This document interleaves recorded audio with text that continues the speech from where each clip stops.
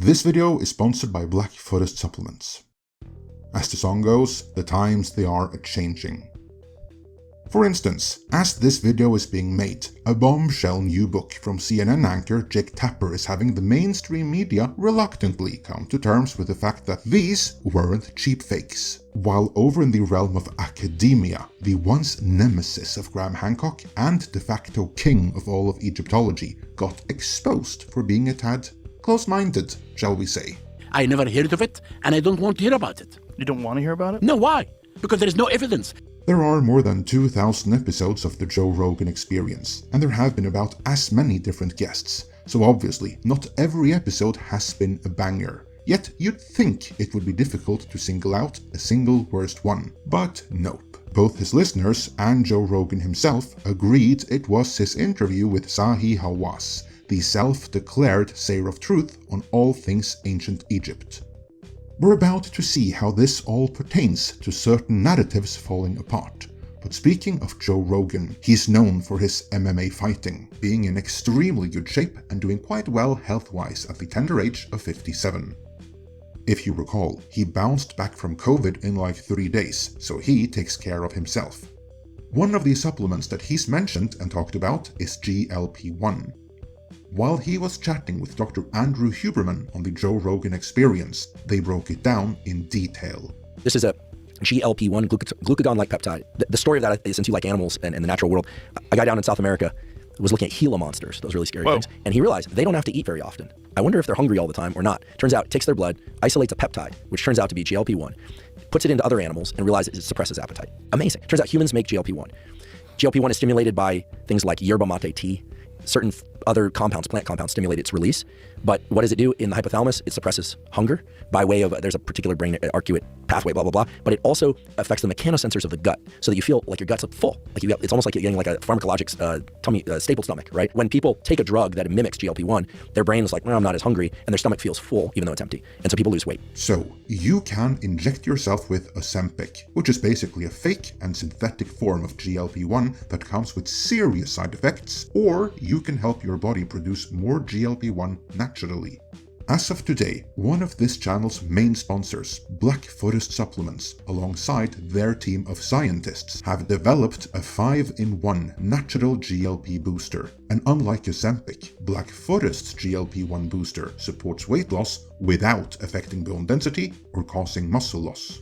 That is why this supplement has been dubbed the Ozempic Killer.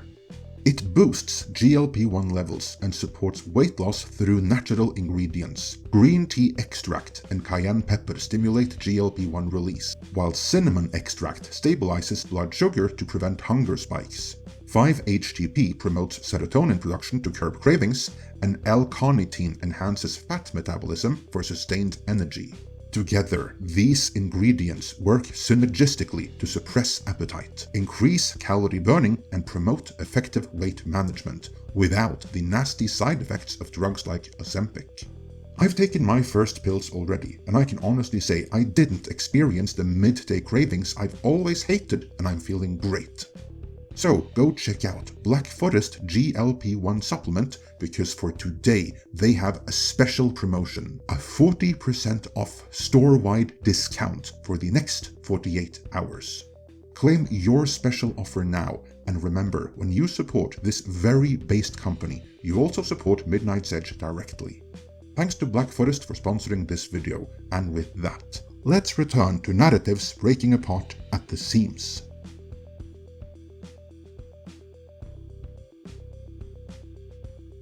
Through his Netflix series Ancient Apocalypse, even more viewers around the world became familiar with the journalist and frequent Joe Rogan guest Graham Hancock, and his thesis that prior to the onset of written history, there was an advanced civilization which was lost in an ancient apocalypse around 11,000 years ago. But the survivors from it passed on their knowledge and seeded the ancient civilizations and empires from our written history. The very same ancient civilizations and empires which establishment archaeology maintains sprang up from the Stone Age of their own volition, essentially fully formed with writing, mathematics, engineering, and the division of the hour into 60 minutes and the minute into 60 seconds, which we use to this day, and they did all of that in what from a historical perspective amounts to no time flat. All while coincidentally sharing some remarkable similarities, despite ostensibly having no contact with each other. Here it should be noted that Hancock has never claimed that his thesis that this know-how was deliberately ceded to all of them from the survivors of an advanced pre-Ice Age civilization must be what happened. No, he only offers that as one possible hypothesis, which incorporates and explains data which is simply overlooked in how history is currently being presented as having transpired by establishment archaeology. But for pointing out the mountains of data that doesn't conform with the establishment narrative of history, Ancient Apocalypse was dubbed the most dangerous show on Netflix, which we covered in this video, which you will find in the description, and later I had the pleasure of interviewing Graham Hancock myself, an interview that you should also check out, and which you will also find in the description. What you need to know right now, though, is that over the past few decades, more and more findings have come to light which are consistent with Graham Hancock's body of work, and not with history as it was thought to be established, thereby pushing the timeline further and further back, as stuff just keeps getting older. And not everyone are too pleased with that, and that goes beyond the aforementioned Zahi Hawass.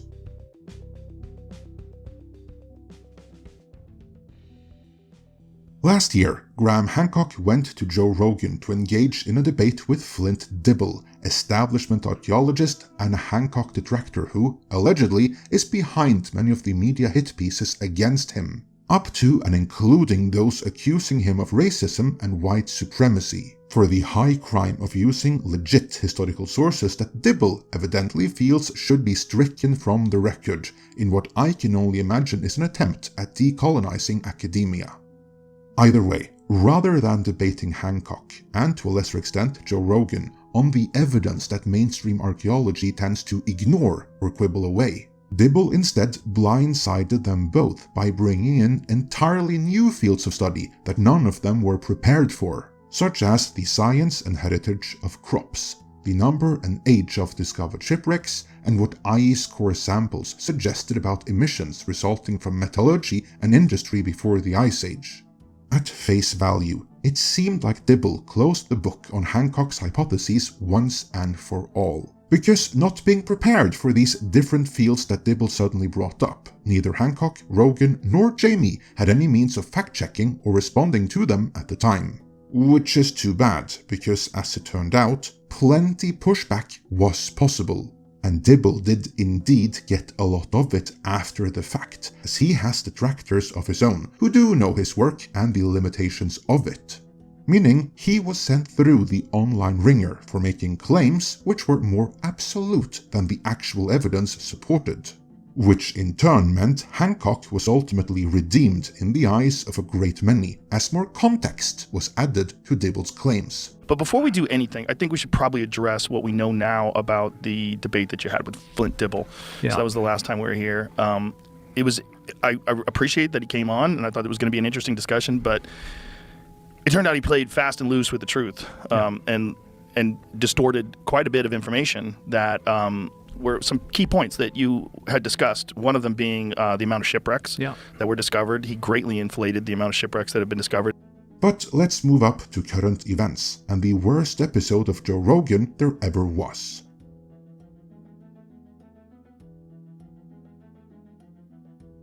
Long-time viewers will remember Zahi Hawass, of course, as he was referenced in our first video on Ancient Apocalypse and the controversy it garnered. And he also came up when I had the pleasure to interview Graham Hancock himself, all of which, again, you can find a link to in the description.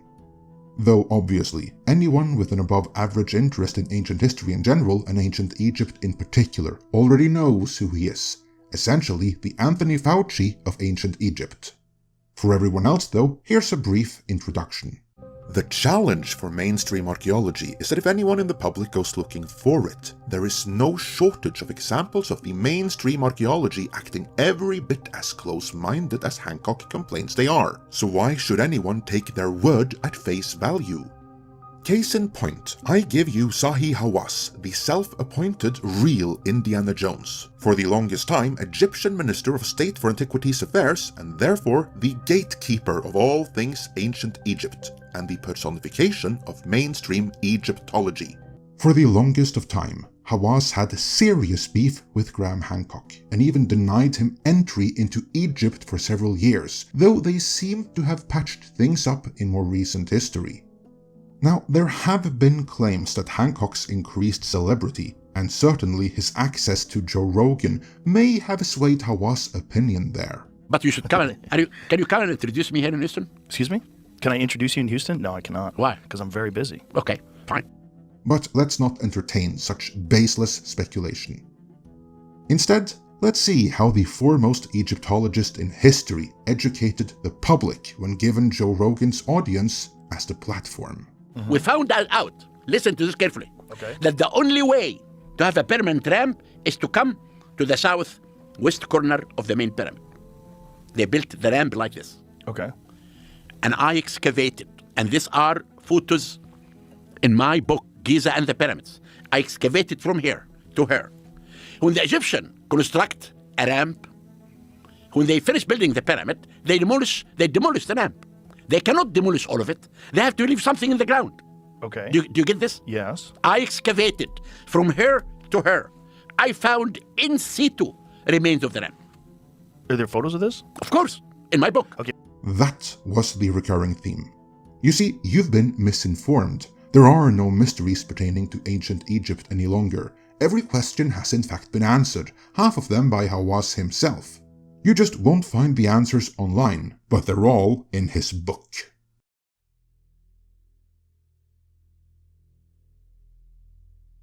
For all the things allegedly in his book, Hawass was however not willing to entertain the notion that there might be some implications of Göbekli Tepe being 3 times older than the accepted date of the Sphinx. Nor was he willing to look into the recent alleged satellite radar discovery that there might be massive structures in the sand underneath the pyramids. And this image is of the Osiris shaft, which shows that they got an accurate depiction of that from space. That's not true. From satellite. It's not true. No. So what are you saying, that they're lying? So They're this lying. Right here. They're completely lying. But if they're showing, using these techniques, things that we know that you discovered that absolutely exist. Now, these techniques, as I told you, scientists said that these techniques cannot show 600 feet under the pyramid. The Osiris shaft that I found was only 50 feet Right, but under it's the ground. showing at least for 50 feet that this is accurate. What makes you believe those scientists rather than these guys from Italy? Because because the scientists are scientists. Well, these are scientists as well. They are not showing their techniques carefully. Take the techniques that they said and show it to any scientist. No one can tell you this is accurate. I asked every person who knows about radar, ultrasound, all the people work with me. The Scan Pyramid project, they said this is bullshit. It cannot happen at all. Now, tell me. So you're telling me that these scientists that are proclaiming the capabilities of these satellite tomography devices that are saying that they can see kilometers into the ground with this stuff. That's not true. I did. Are you sure? I did. Do you understand the technology? No, not me. So But you're I just but I listening to other asked people. scientists who are in this field. Have you talked to these scientists that are saying that they have these discoveries? I made a press release. But did you talk to them? I did not. He also took a measured and reflected stance on the Egyptian king list and the Egyptian creation mythology, as you'd expect of any scholar within the field of Egyptology. Tell me about Zep-Tepi. What's Zep-Tepi? What's this? You never heard about... Have you heard about about the King's List, right? The old King's List that goes back 30,000 whatever years. Who said that? You never seen it? It's not in hieroglyphs. This is not true. It's not true? All. No. No. This is a speculation from people who knows nothing about history. There is nothing King List dated back 30,000 years ago at all. So why do people keep saying that? Because they don't know. It's speculation. Give me one evidence of that. The first king list dated back to Dynasty 5. Only. I was reading that people were saying that it was myth. That the king's list, even though there is like some hieroglyphics of ancient kings, that these are just mythical tales. This is not true. There is no at all a name that you told me. I never heard of this name. I am an Egyptologist working in Egypt for the last 57 years. I never heard of this king list at all. Never? Never. And you never even heard of it? Why I have to hear about it? Because it's not true. I don't want to waste my time in things like this. I am a person, give me a fact. So tell me, where is this list? Egyptian, Zep Tepi refers to the first time or the first occasion. Who said this? This isn't AI. It refers to a mythical golden age of Egypt where gods lived on earth and civilization was in its infancy. You've never heard of that before? No, and this is not true. What do you mean it's not true? I mean, I'm getting this off of... It never happened at all. Okay, I'm not saying it happened. I'm just saying that this is something that's referred to. I never heard about it. It is not true. It does not exist at all. Even if it doesn't exist, the myth of it exists. I don't listen, Joe. Why do I have to go to a myth of people create stories? If you go to Wikipedia, I don't care about Wikipedia. I understand. I care about what I see in my eyes as an archaeologist or a philologist. It's an Egyptian creation myth. Fine. You've never heard that before? Never heard of that. That seems strange that you didn't hear about that before. Listen, Joe. I've heard of it before. Fine, you can hear about it. But I mean, I just found it online. It's a new age theory. It's new age? Yes. Listen to me. I know. And any Egyptologist who study Egyptology in the States here, you have universities in UCLA, and you have Berkeley, and you have Johns Hopkins, and you have every Egyptologist here study languages and archaeology. No one can answer what you are talking about. This is hallucination. I'm sorry. This is not true. It's a speculation from people. But never in Egypt we know the prehistory of Egypt. We know the pre-dynastic of Egypt. We know the beginning of civilization. We know there is no gap in anything that can let some things like that. And that's why I never heard of it, and I don't want to hear about it. You don't want to hear about it? No, why? Again, this isn't some random lecturer at some faraway university that God forgot. No, this man is the gatekeeper of all things ancient Egypt. No research on the topic can be conducted in Egypt without his signing off on it.